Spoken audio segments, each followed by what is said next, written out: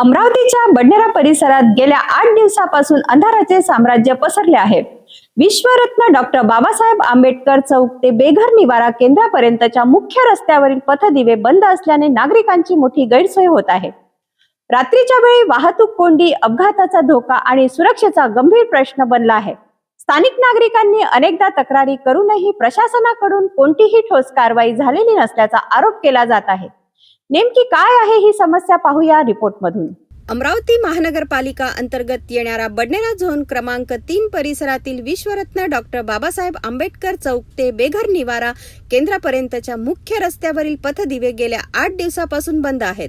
यामुळे संपूर्ण परिसर अंधारात बुडाला असून नागरिकांमध्ये भीतीचे वातावरण निर्माण झाले। विशेष म्हणजे चांदणी चौक परिसरात रात्री मोठ्या प्रमाणात वाहतूक आणि नागरिकांची वर्दळ असते, मात्र पथदिवे बंद असल्याने वाहन चालक, पादचारी महिला आणि ज्येष्ठ नागरिकांना जीव धोक्यात घालून प्रवास करावा लागत आहे। अंधारामुळे अपघाताची शक्यता वाढली असून गुन्हेगारी घटनांनाही खतपाणी मिळण्याची भीती नागरिक व्यक्त करीत आहे। बेघर निवारा केंद्राकडे जाणाऱ्या नागरिकांनाही या समस्येचा मोठा फटका बसत आहे।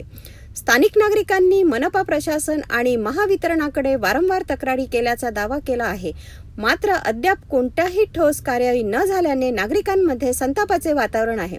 बंद पथदिवे तातडीने सुरू करून नागरिकांना दिलासा द्यावा आणि भविष्यात अशी परिस्थिती निर्माण होऊ नये यासाठी कायमस्वरूपी उपाययोजना कराव्यात अशी जोरदार मागणी आता नागरिकांकडून केली जात आहे।